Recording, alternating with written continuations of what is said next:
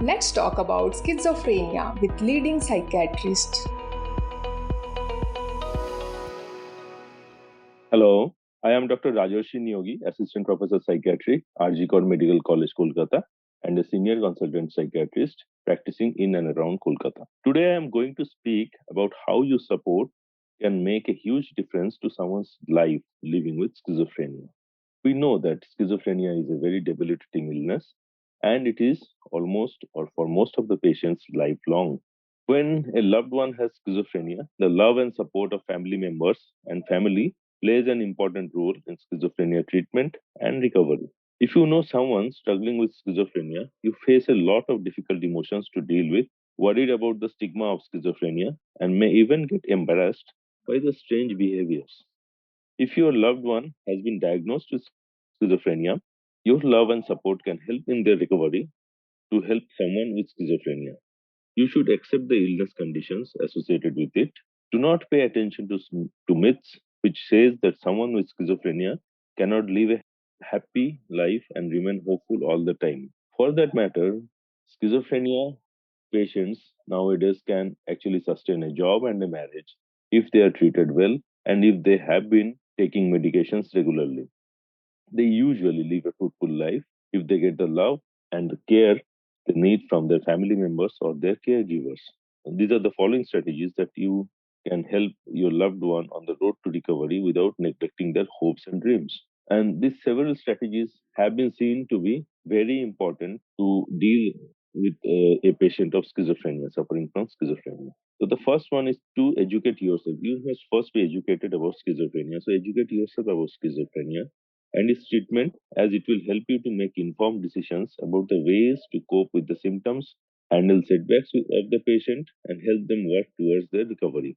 You can help your loved ones to set realistic expectations, help them achieve manageable goals, and remain calm with the pace of the recovery. The pace of the recovery sometimes can be excruciatingly slow. So you need to teach yourself and your patient to be patient in the pathway of recovery. You have to support your loved ones while still encouraging as much independence and self help as possible. So they need to be, if you are doing their things on their own, I mean, if you are helping them in a way that they are crippled, that doesn't help if you are helping a schizophrenia patient. So you need to have support. You need to get themselves to work on their own for their daily needs, for their daily activities of daily living, etc.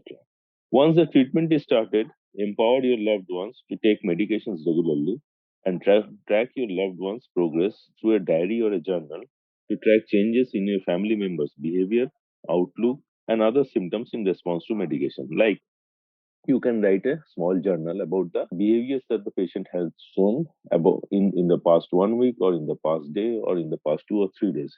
This journal will keep a track of the change in behaviors of the patient, either for negative or for positive. And if you are seeing that there are certain danger signs that are creeping up, if you are seeing that the patient's condition is slowly improving, you can give him or her the feedback about the improvement. If you see that the patient's conditions are deteriorating or there are a change of symptoms, you need to contact the patient's psychiatrist then and there.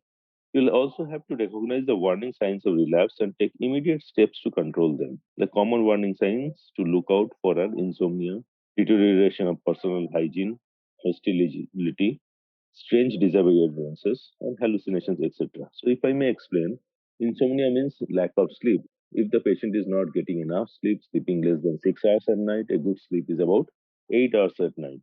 So, if the patient is sleeping less, or there is a the patient's self care is on the run, the patient is not taking enough self care, the patient is dressing shabbily, he has putting on dirty clothes, is disorganized, is forgetting to brush his teeth, is reluctant to take a bath, which is very common, then you should prod the patient to actually help the patient out with the self hygiene, self personal hygiene.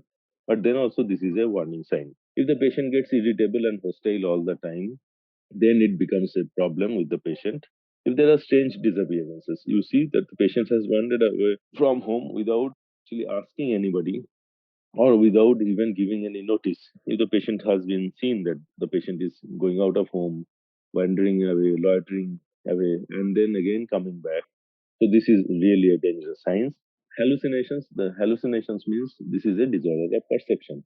That means the patient might be hearing some voices, the patient might be hearing someone commenting upon his actions, the patient might be hearing someone discussing about him, the patient might be actually hostile to someone and falsely actually allocating the voices to someone in the neighborhood.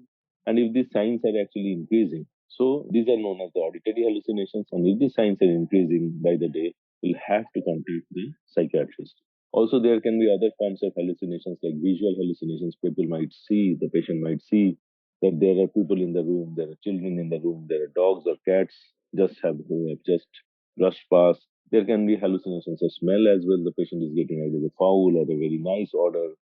There can be hallucinations of touch. The patient might be seeing that someone is stabbing or someone is scratching his back, his neck, his body parts. So these are all hallucinations in the different modalities. So if the patient complains of this, if these complaints are actually getting worse by the day, you need to actually contact the patient psychiatrist.